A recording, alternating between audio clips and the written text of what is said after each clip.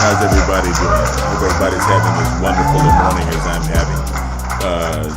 Just enjoying the peace and quiet, with the exception of the kids with their first car who have to put a little cherry bomb thing on it. Cherry bomb muffler on it, and they're in love with the sound of their exhaust. Anyway, I just wanted to talk about. Let me crank this down a little bit because I know it's jamming. Let me crank this down to about right here, right there. Yeah. So I wanted to talk about the concepts of abundance and scarcity. All right. Entrepreneurship is really about learning to accept that you are living in a benevolent universe, a universe within which we are all supported. We are all provided with more than enough as far as with reference to resources, natural resources and material resources. And here in the United States, with the best economy in the world, the most thriving economy in the world, we have access to a very supportive economy, which means that when the economy is not deliberately encumbered upon or hindered, it is a thriving economy. And those of us who are bold enough to make the step of becoming an entrepreneur can find success in our entrepreneurship. Now, we're raised, most of us who are raised in the working class, let's just say, we call it the working class, we're raised with the mindset of scarcity. We're raised to believe that there's not enough to go around. That's what keeps us going back to work. What motivates us to go back to work over and over again to a job that is never going to pay us enough money to be independently wealthy or independent of that job, is never going to pay us enough to be rich, is the fact that we have a scarcity mindset, that we are believing that we don't live in a benevolent universe and that there are not enough resources to go around. And that's simply not the case. That's simply not true.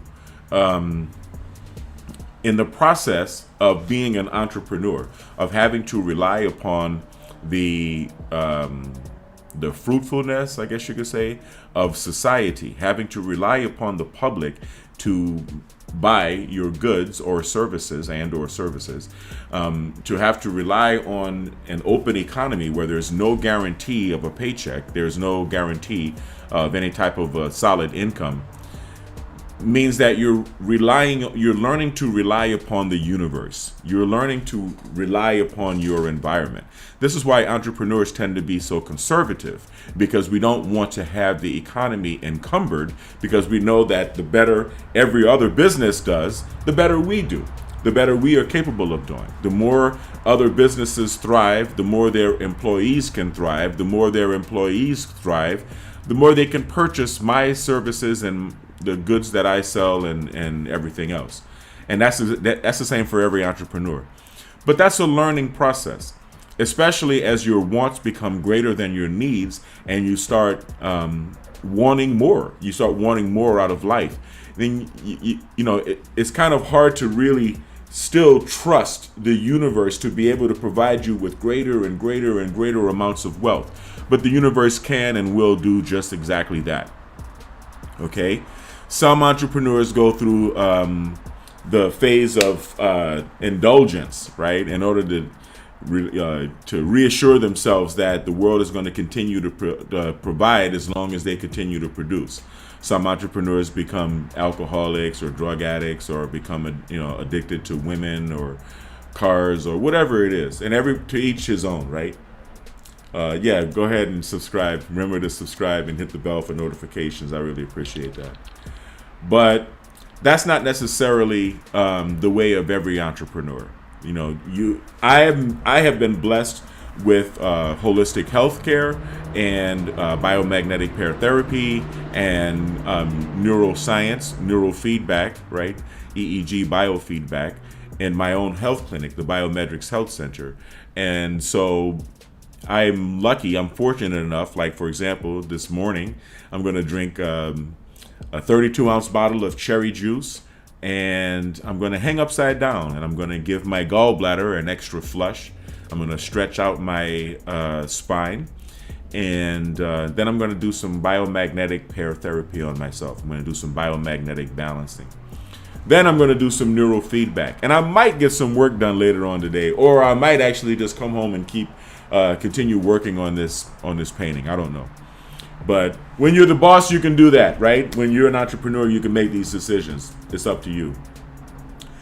But thanks a lot for joining me. I just wanted to talk about that. This is only part one, where I'm talking about the concept of abundance and scarcity. I'm not talking about racism yet. I'm going to talk about how it is affected by racism in the next video, which is going to be of the same name with the same thumbnail, and it's going to be part two, but it's going to be on my other Devin Lockett channel. Okay, so I've got to get my butt into the office. It is now 9 a.m. here on the West Coast, and somebody's got to be there making money, and that's got to be me. So thank you very much for joining me. I really appreciate it. I'm going to get more into this subject, right? Abundance, scarcity, and racism. In part two of this video, I'm going to probably go live in about a half hour. All right? Take care. Peace.